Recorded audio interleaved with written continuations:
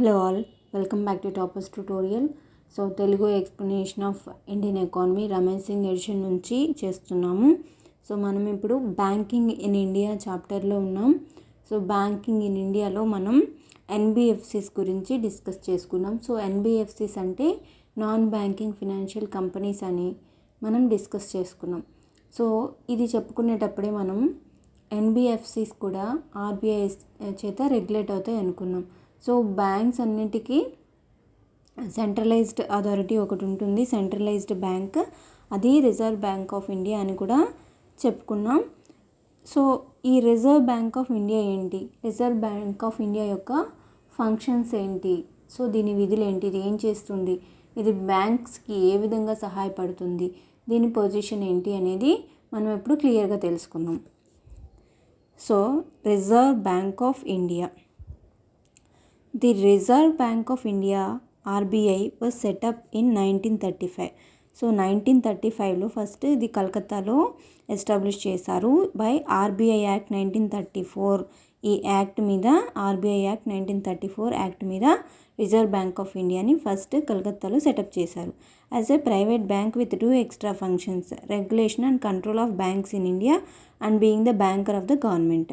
So ఇది ఒక private బ్యాంక్గా ఇది స్థాపించబడింది విత్ 2 extra functions, 2 ఫంక్షన్స్ ఎక్స్ట్రాగా ఏంటంటే regulation and control of banks in India, ఇండియాలోని బ్యాంక్స్ని రెగ్యులేట్ చేయటం, నియంత్రించటం అనేది ఒక ఫంక్షన్ అన్నమాట. వీటి సరిగ్గా పనిచేస్తున్నాయా లేదా చూడటం, నియంత్రించడం అనేది నియమాలు నియంత్రణలు పెట్టడం అనేది దీని పని. And being the banker of the government, so గవర్నమెంట్కి డబ్బు కావాలంటే అందజేయటం దీని పని. సో ఈ ఫంక్షన్స్తో ఆర్బీఐని సెటప్ చేశారు. ఆఫ్టర్ నేషనలైజేషన్ ఇన్ 1949, సో 1949లో జాతీయం చేసిన తర్వాత it emerged as the central banking body of India and did not remain a bank in the technical sense.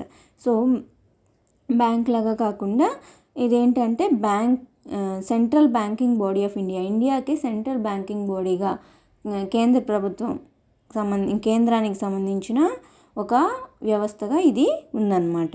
So since then the governments have been handling over different functions to the RBI which stand today as given below. అప్పటి నుంచి government ఏం చేస్తుంది, ఆర్బీఐకి కొన్ని functions ఇచ్చిందనమాట. RBI కొన్ని ఫంక్షన్స్ని నిర్వర్తిస్తూ వస్తుంది ఈ కింద ఇచ్చినట్టుగా. సో ఆ ఫంక్షన్స్ ఏంటో చూద్దాం. It is the issuing agency of the currency and coins other than rupee 1 currency and coin which are issued by Ministry of Finance itself with the signature of the Finance Secretary on the note. So ఇది issuing ఏజెన్సీగా ఉందన్నమాట. కరెన్సీకి, కాయిన్స్కి 1 rupee other than rupee 1 currency and coin.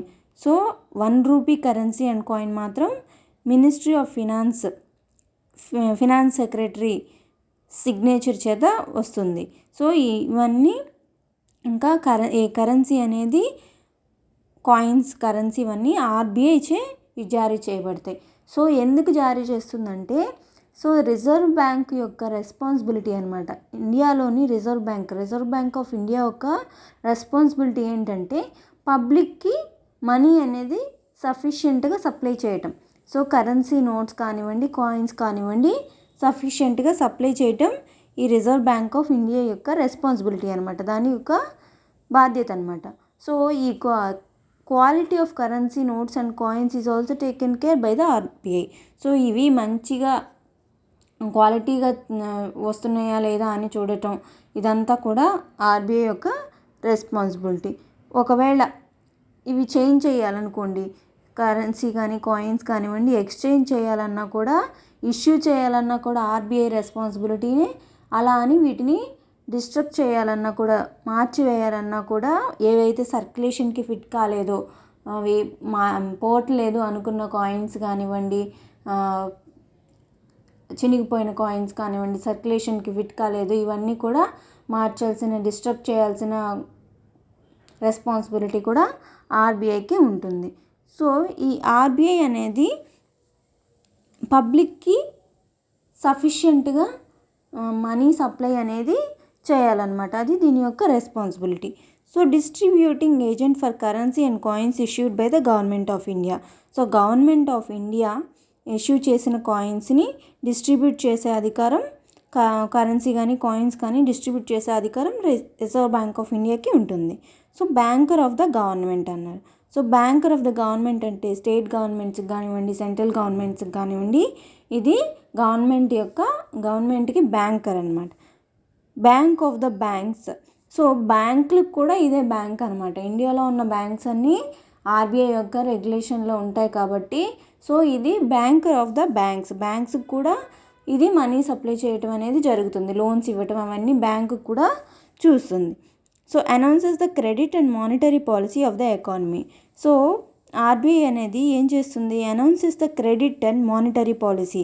So credit and monetary policy అంటే ఏంటంటే, monetary policy కిందకి ఏమొస్తుందంటే ఇది price stability అనేది చూస్తుంది, ఎకనామిక్ గ్రోత్ని బట్టి ప్రైస్ స్టెబిలిటీ అనేది చూస్తుంది, మనీ సప్లైని రెగ్యులేట్ చేస్తుంది, ఇన్ఫ్లేషన్ ద్రవ్యోల్బణాన్ని అంటే రేట్లు ఎలా పెరుగుతున్నాయి ఏంటనేది అడ్జస్ట్ చేస్తుంది, ఎక్స్చేంజ్ రేట్ అనేది చూస్తుంది అంటే మన వాల్యూ రూపీ వాల్యూ ఎంత ఉన్నది అనేది చూస్తుంది, ట్యాక్సేషన్ చూస్తుంది, ట్యాక్సేషన్ చూసి ఎంత గవర్నమెంట్ ఎంత ఖర్చు చేస్తుంది, ఎంత అప్పు తెచ్చుకుంటుంది, ఇవన్నీ మానిటరీ పాలసీ కిందకి వస్తాయి అన్నమాట. సో అవన్నీ ఆర్బీఐ అనౌన్స్ చేస్తుంది.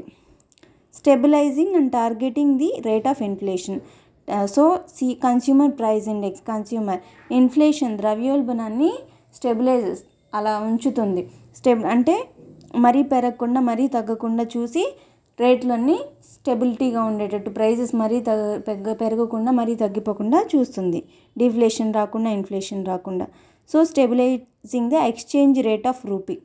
ఎక్స్చేంజ్ రేట్ ఆఫ్ రూపీ అంటే మన రూపీ వాల్యూ ఎంత ఉంది అనేది చూస్తుంది. Keeper of the foreign currency reserves. So foreign currency reserves అనేది మెయింటైన్ చేస్తుంది RBI. So agent of the government of India in the international monetary fund. So RBI అనేది government of India యొక్క agent అనమాట దీంట్లో ఇంటర్నేషనల్ మానిటరీ ఫండ్లో. So performing A variety of developmental promotional functions under which it did set up institutions like IDBI, SIDBI, NABARD, NHB. So ఇలా వీటి ద్వారా SIDBI, NABARD, NHB వీటన్నిటి ద్వారా రకరకాల డెవలప్మెంటల్ ఫంక్షన్స్ని నిర్వర్తిస్తుంది. సో క్యాపిటల్ అనేది సప్లై చేస్తుంది అనమాట. So these are the functions of reserve bank of India. ఇది రిజర్వ్ బ్యాంక్. సో ఇంకా రకరకాల ఫంక్షన్స్, సిఆర్ఆర్ ఇవన్నీ మానిటరీ పాలసీలో భాగం అనమాట. అనౌన్స్ చేస్తుంది అన్నాం కదా, క్రెడిట్ అండ్ ఎంత సిఆర్ఆర్ ఉంచుకోవాలి, రెపో రేట్ ఏంటి, రివర్స్ రెపో రేట్ ఏంటి, ఇవన్నీ ఆర్బీఐ అనౌన్స్ చేస్తుంది as a part of monetary policy. That is about reserve bank of India. So this is my class today. So class నచ్చినట్టయితే subscribe చేసుకోండి. Else any doubt ఉన్నా కూడా మీరు నాకు కామెంట్ సెక్షన్లో చెప్పండి. Thank you so much.